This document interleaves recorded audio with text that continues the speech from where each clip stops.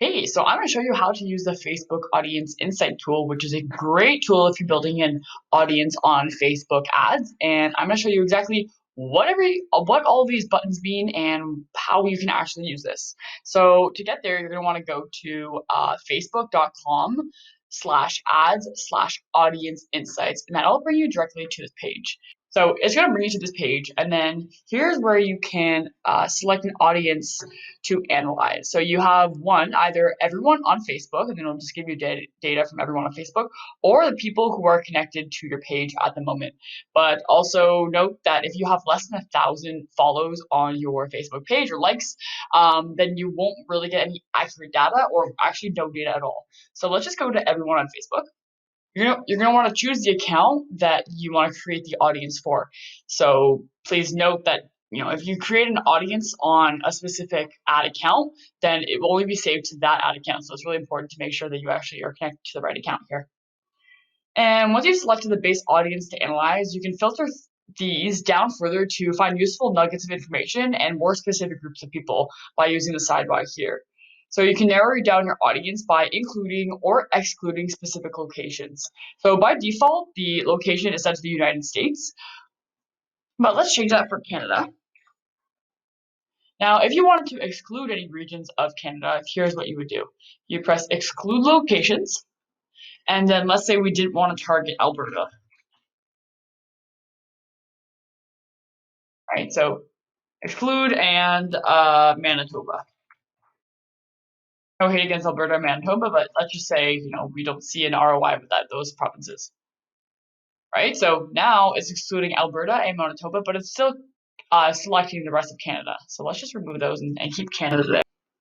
Now, age and gender is where you can obviously just narrow down by age and gender. So you can just get an idea of how old these people are and what gender they are. So if you just wanted to analyze men, they'll show up here. And if you just wanted to analyze women, it would just show up here what age groups most of them are in Canada.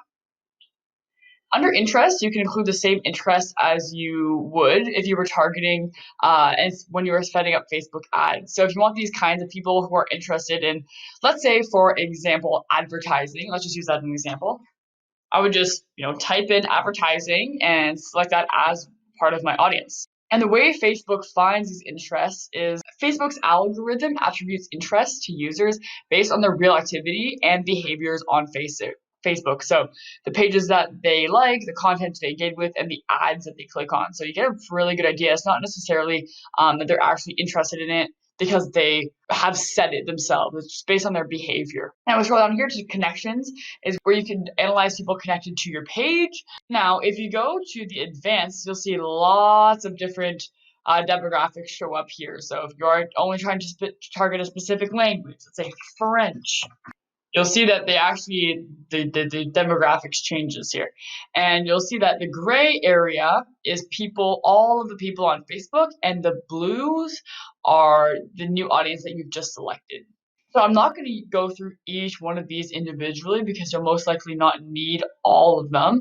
But the most frequently used are probably relationship status, job titles, especially for business to business who are using Facebook ads, parents, and life events, because those are pretty important things that happen on Facebook that people mostly share about, and something that you can narrow down when you're targeting.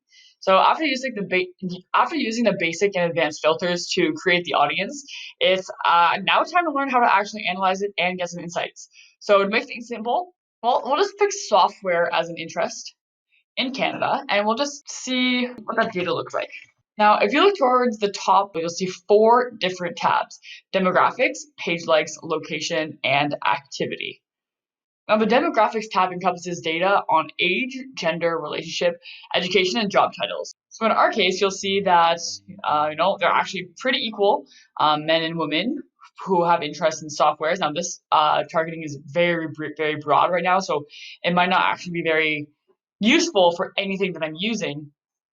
And you'll see the relationship status, so you can use this information in order to target them on Facebook ads, or maybe just grow your buyer persona. Their education levels, you'll see that they basically all have a college degree or grad school degree. And here you'll see the job titles that they commonly hold. So There's no doubt that IT and technical services, computation and mathematics, yeah, like that is predictable. One of the more interesting things to look at in Facebook Audience Insights is the Page Likes tab. So it shows you the most relevant pages and the categories of pages based on pages liked by that selected audience. So under the affinity column over on the side here, Facebook tells us basically how likely your audience is to like a given page compared to everyone on Facebook. The other key metric here is relevance. So Facebook defines relevance as the pages that are the most likely to be relevant to your audience based on the affinity score. So page size and the number of people in your audience who already like that page. It's worth mentioning that not every interest from this list is available for targeting though. So to check whether it is available, you can put it into the interest fields on the sidebar. So let's see that this page has a pretty high affinity, although it does have low relevance. So now you see here that although that is a page, it doesn't show up in the interest. So you can't necessarily target them, but it gives you a really good idea of the kind of people that they are and what they're interested in, or maybe even it's a really great way to see, just getting some deeper information about kind of who they are. Now the locations tab. This is where you'll essentially get an overview of the top cities, countries, and languages for your selected audience. So since we're limited the location to Canada only, there obviously isn't much data here. And you'll obviously see that most of the languages here are French and English, so which makes sense. Oops. Obviously, top countries are probably Canada, and the top cities or provinces will show up here. Now, in the Activity tab, it gives us insights to users' activity and behaviors in our selected audience. These are displayed in basically two sections. Frequency of activities and device users.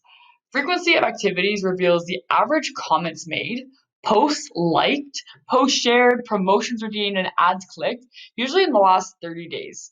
In our software audience, targeting Canada, people have like 22 posts, they've commented 13 times, they shared 3 posts.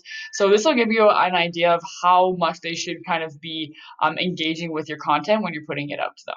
Device users may be crucial to know for your targeting, and even more so with web-based products or services.